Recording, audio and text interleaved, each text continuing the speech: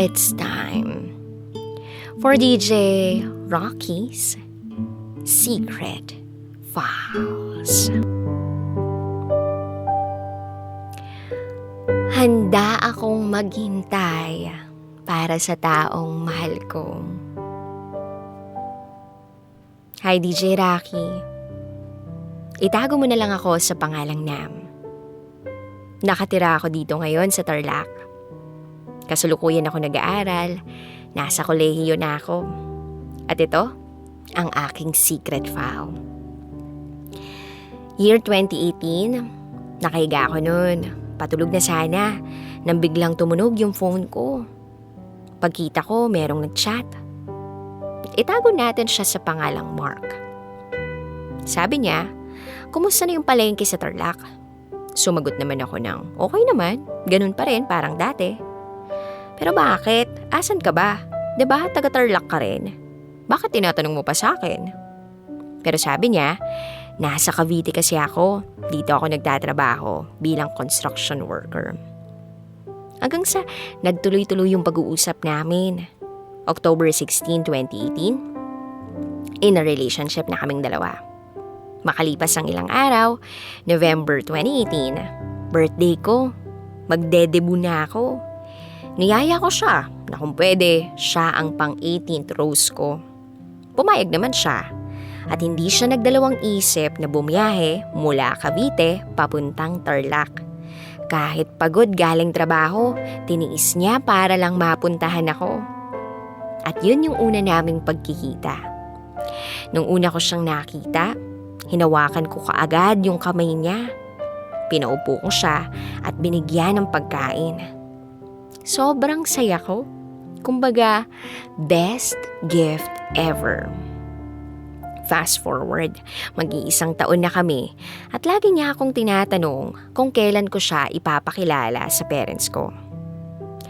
Opo, aaminin ko, hindi pa kami legal sa side ko. Natatakot kasi akong sabihin sa parents ko na may boyfriend na ako. Dahil baka mahusgahan ako.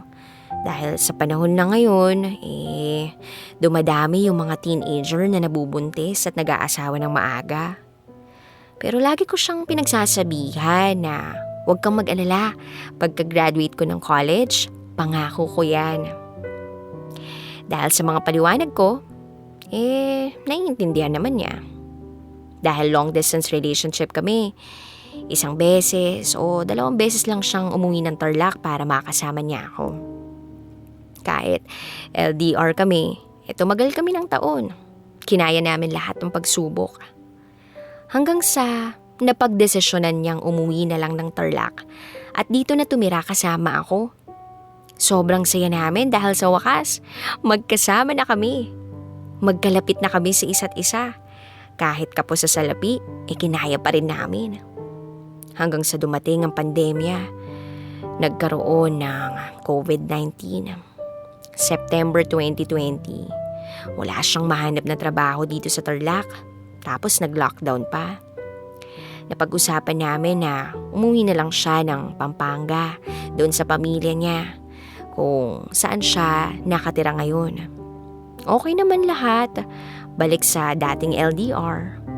At ngayon, magtatatlong taon na kami ngayong darating na October 2021. Kaya lang, may nagbago simula nung umuwi siya ng Pampanga. Nagpalit siya ng password niya sa FB. Although hindi ko pinansin kasi malaki ang tiwala ko sa kanya at kampante ako dahil kasama niya ang pamilya niya. Kaya lang nitong July, merong nakapagsabi sa akin na naglolo ko na siya. Ayoko namang paniwalaan. Kasi hindi naman siya yung mismong nagsasabi sa akin tinatanong ko naman siya kung meron na bang iba, kung may problema ba, o kung ako pa ba. At ang lagi naman niyang sinasabi, wala. Na ako lang ang mahal niya. Na hindi niya ako iiwanan. At hindi siya gagawa ng ikasisira ng relasyon namin. Pinapaniwalaan ko naman siya dahil mahal ko siya. At alam niya yan. Higit pa sa sarili ko yung pagmamahal ko para sa kanya. Alam ko sa sarili ko na meron na talagang iba. nakikita ko na meron talaga eh.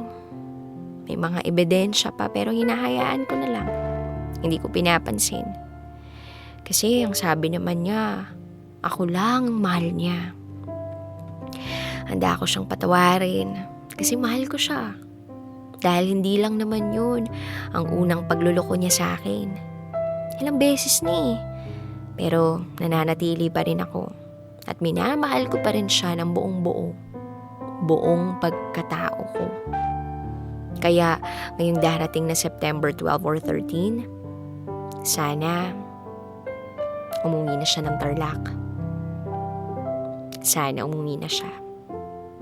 Handa akong maghintay kasi mahal na mahal ko siya. Alam ko sa sarili ko na kasalanan ko. Kasalanan ko lahat. Umpisa pa lang kasalanan ko. Kasi hindi ko pa siya naipakikilala sa mga magulang ko. Kasi nauunahan ako ng takot at pangamba na baka paghiwalayin kami. Kaya ngayon, handa na ako. Handa na akong maging matapang para sa kanya. Para sa aming dalawa. Siguro napagod lang siya sa kahihintay. At yun ang naging mali ko. Kaya ako na yung humihingi ng sorry. Kasi hindi ako naging malakas. Kundi napanghinaan ako ng loob. Kung sakaling mapakinggan mo man to, Mark, gusto ko lang sabihin mahal na mahal kita. At maghihintay ako. Muli, ako si Nam. At ito, ang aking secret file. Always your number one SM radio station. Love Radio. Kabisyo, nakarelate ka ba sa secret file na binasa ko? Kung nakarelate ka, mag-subscribe ka na dito sa aming YouTube channel at pindutin mo na rin ang notification bell para updated ka sa mga susunod na episodes ng DJ Raqi Secret File.